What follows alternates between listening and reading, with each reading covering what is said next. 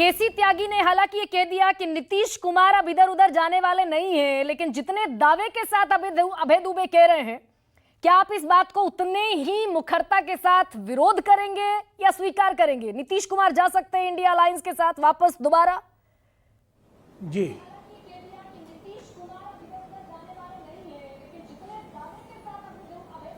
राजीव जी, आवाज आ रही है आप तक मेरी?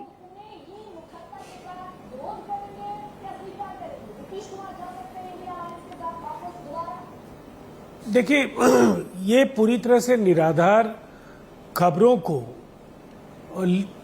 रख करके सामने अगर देश को गुमराह करने की कोशिश कर रहे हैं तो इसमें कामयाबी नहीं मिलेगी। इन्हें संतुष्ट होना चाहिए कि खस्ता हाल विपक्ष को इस जनादेश ने एक संजीवनी प्रदान की है और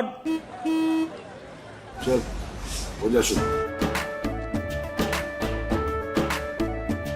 केसरिया से मन जोगी हुआ रे, दिल झूमे देखो पतवारा हुआ रे, दिल झूमे देखो पतवारा हुआ रे। हर पल मनाओ केसरी त्योहार। विमल बोलो जुबान केसरी। निसंदेह देश में तीसरी बार नरेंद्र मोदी जी के नेतृत्व में जो बनने वाली सरकार है, ये एक असाधारण घटना है। दूसरी तरफ एक मजबूत विपक्ष भी देश के समक्ष है, तो अपनी भूमिका से संतुष्ट होना चाहिए। खड़गे साहब ने तो अभय दुबे जी से ज्यादा विनम्रता के साथ अपनी बातें रखी हैं और ये सब कुछ नहीं होना है। नहीं, लेकिन राजीव जी, ये भी तो सच है ना। सुनिए मेरी बात एक सेकेंड। लोकतंत्र में विपक्ष से सवाल पूछ लेती हूँ आपसे।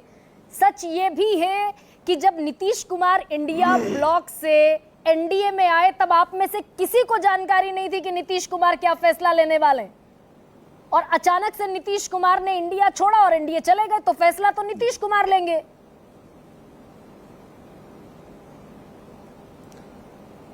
तो इस बेहतर तो होगा कि तब तो नीतीश कुमार जी से आपको ये प्रश्न पूछ लेना चाहिए। हाँ, ये सही कह रहे हैं। आपने अगर पैनल में मुझे बुलाया है और मैं पार्टी का पक्ष आधिकारिक तौर पर आपके सामने अगर रख रहा हूं, तो ऐसे किसी भी निराधार खबर पर प्रतिक्रिया का भी कोई औचित्य नहीं है।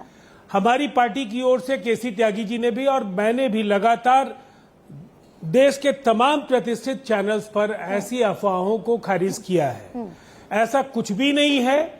काफी मजबूती के साथ हम एनडीए के साथ हैं और सरकार में भी जनता दल यूनाइटेड शामिल होगी। जो 5 वर्षों का रोड मैप है, हम पूरी तरह से उस रोड मैप के जरिए जनता की सेवा का जो हमारा संकल्प है उसको पूरा करेंगे। सरकार में शामिल होंगे। संजय कुमार भी मेरे साथ हैं। संजय जी, बिहार के जो नतीजे, अगर आवाज आप तक पहुंच रही है मेरी, संजय, तो आपका जो एक आकलन था ड्यूरिंग इलेक्शन कैंपेन, क्या वो अब सही साबित होता हुआ दिखा है क्या? या फिर हम लगातार बात कर रहे थे कि 240 से 260 ज्यादा से ज्यादा भारतीय जनता पार्टी, लेकिन बीजेपी उससे भी एक सीट नीचे 239 पर इस समय नजर आ रही। देखिए गरिमा जी, ये कहना कि बिल्कुल हमारा आकलन एकदम सही था, ये तो बहुत अजीब होगा, क्योंकि लोगों को लगेगा कि अब बड़बोलापन हो रहा है। लेकिन हाँ, ये जरूर है कि आकलन काफी करीब है। और खासकर यूपी की मैं चर्चा करूं, यूपी के बारे में जिस तरह से आंकड़े हम पोस्टपोल सर्वे करते हैं चुनाव खत्म होने के 1-2 दिन के बाद, तो जिस तरह से यूपी के आंकड़े आ रहे थे और हमें लग रहा था कि बिल्कुल यूपी में तो बहुत उठापटक हो रहा है और वैसा ही होता हुआ दिखाई पड़ रहा है। ये जरूर है कि जिस तरह का आंकड़ा बीजेपी के लिए आया है, उतना कम तो आकलन हमारे लिए हम नहीं करते थे बीजेपी के बारे में। हमें लगता था कि बीजेपी कम से कम 260-65 के आसपास है। ये जरूर मैंने आपके ही शो पे कहा था कि अगर बीजेपी मेजोरिटी से अगर नीचे चली आए तो कोई आश्चर्य की बात नहीं होगी, जिसकी चर्चा बहुत हुई थी। और लेकिन मैं एनडीए को समझता था कि एनडीए 300 लाएगी। अभी जो आंकड़े हमारे पास हैं वो 300 का भी आंकड़ा लाती हुई दिखाई नहीं पड़ रही है। और संजय जी, ये कितना चौंका रहा है आपको कि प्रधानमंत्री मोदी अपने संसदीय क्षेत्र से, जहां पिछली दफा 7 लाख वोट उन्हें मिले, वो मात्र 1.5 लाख वोटों के अंतर से इस समय लीड ले रहे हैं। ये कैसी बनारस की हवा थी जो कोई भांप नहीं पाया, या फिर इस बारे में कोई अंदाजा नहीं लगा पाया? निश्चित रूप से इस बात का कोई अंदाज नहीं लगा पाया, लेकिन अगर यूपी में जिस तरह से सारी कंस्टिट्यूएंसी के रिजल्ट आए हैं, जिस तरह से समाजवादी पार्टी ने जबरदस्त प्रदर्शन किया है। ऐसी स्थिति में प्रधानमंत्री मोदी के जीतने का जो मार्जिन है उसका कम होना कोई आश्चर्य नहीं करता, क्योंकि अगर आप देखें अमेठी जैसी कंस्टिट्यूंसी जहां स्मृति ईरानी हार जाती हैं, तो उस हिसाब से अगर मैं कहूं तो बहुत आश्चर्य नहीं है कि आप प्रधानमंत्री मोदी का जो विक्ट्री का मार्जिन है वो कम हो गया, उस हिसाब से आश्चर्यजनक नहीं है।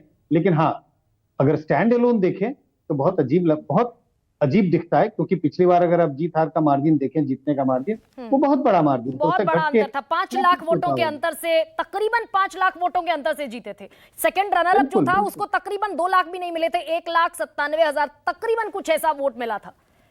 बिल्कुल। और अगर आप कई और लोगों से अगर तुलना करें, अगर आप देखें शायद शिवराज सिंह चौहान जो विदिशा से मध्य प्रदेश में चुनाव लड़ रहे थे, उनके जीत का मार्जिन लगभग 8 से 8.5 लाख का मार्जिन है। अगर अमित शाह की बात करें तो वो भी 7,70,000 से जीत रहे हैं। तो ऐसी स्थिति में प्रधानमंत्री जिनके चेहरे पे पूरा दारोमदार है बीजेपी के कैंपेन का, और अभी भी मैं कहता हूं कि उनके चेहरे पर बीजेपी को बड़ी संख्या में वोट मिलते हैं, तो ऐसा उनके जीत का मार्जिन का कम होना मुझे आश्चर्य तो करता है। बिल्कुल आश्चर्य करता। शीतल जी, अब जैसे उत्तर प्रदेश ने जो मैंडेट दिया, आप बहुत लंबा समय तक उत्तर प्रदेश में रहे और आप लगातार इसी बात पर ताज्जुब कर रहे थे एग्जिट पोल देखकर कि भाई ये संभव नहीं है उत्तर प्रदेश में।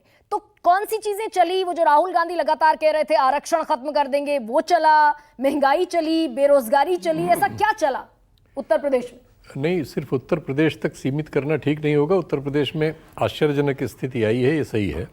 हम लोगों ने तो इवन प्रतिशत तक आपके कार्यक्रमों में दिया था कि 42% से कम, जब आपका एग्जिट पोल आ रहा था तो मैं इस पर अड़ गया था कि 42% से कम उत्तर प्रदेश में गठबंधन को मिल ही नहीं सकता। आप देखिए उससे अतिरिक्त है। और ये हार गुजरात तक में हुई है।